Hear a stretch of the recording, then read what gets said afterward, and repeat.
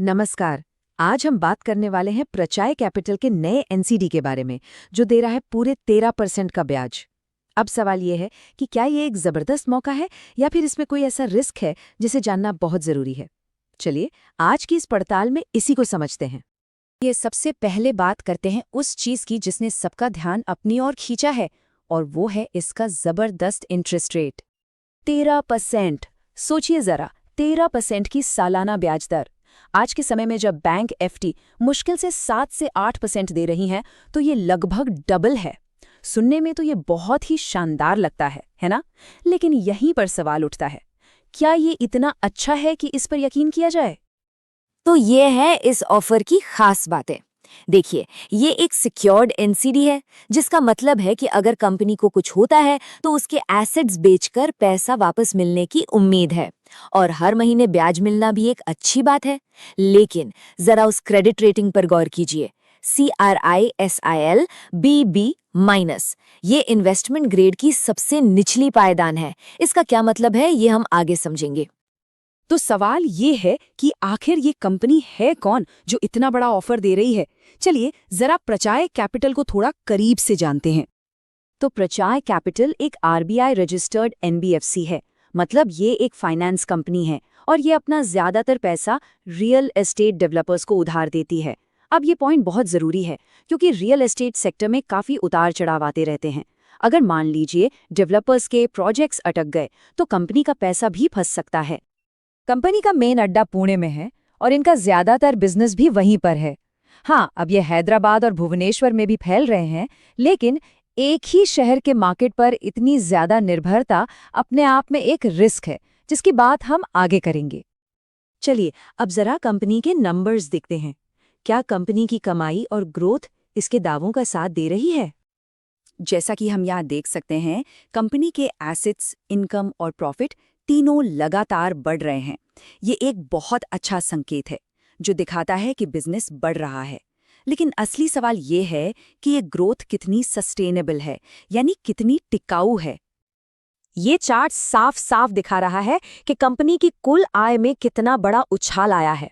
इसका मतलब है कि वो ज्यादा लोन दे पा रहे हैं। ये अच्छी बात है। अब ये बहुत ही जरूरी पॉइंट है। कंपनी को जो पैसा मिलता है उसमें से 80% एनसीडीज और आईसीडीज के जरिए आता है, मतलब आम लोगों और दूसरी कंपनियों से।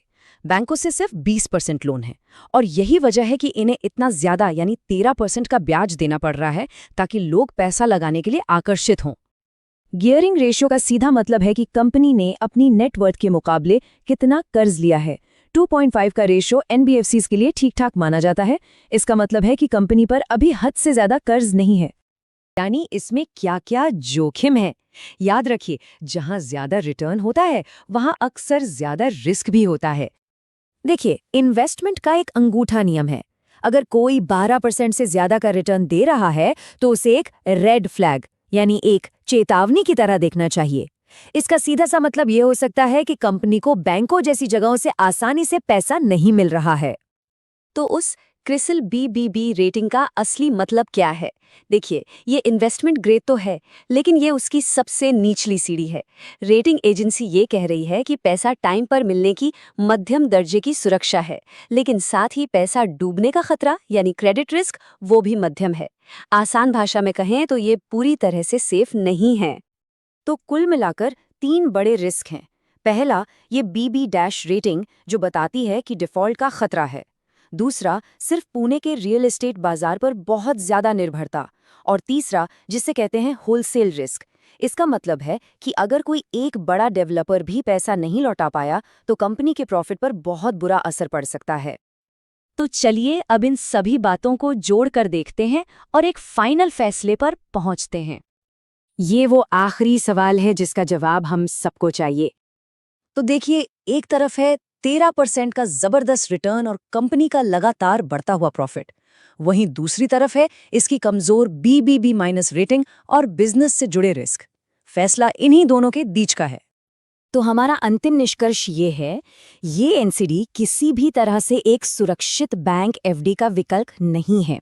ये सिर्फ उन लोगों के लिए है जो थोड़ा बहुत रिस्क लेने के लिए तैयार हैं और अपने पोर्टफोलियो का सिर्फ एक छोटा सा हिस्सा ही इसमें लगाना चाहते हैं, उतना ही जितना अगर डूब भी जाए तो ज्यादा फर्क ना पड़े। एक जरूरी बात, कृपया ध्यान दें कि ये विश्लेषण सिर्फ जानकारी और शिक्षा के लिए है। इसे किसी भी तरह की निवेश की सलाह न समझें। कोई भी पैसा लगाने से पहले अपने फाइनेंशियल एडवाइजर से बात जरूर करें। तो ये था प्रचार कैपिटल एनसीडी का पूरा लेखा जोखा। अगर आपको हमारी ये वीडियो पसंद आ रही है तो हमारे चैनल को लाइक और सब्सक्राइब जरूर करिए। आपका बहुत बहुत धन्यवाद। मिलते हैं अगली वीडियो में।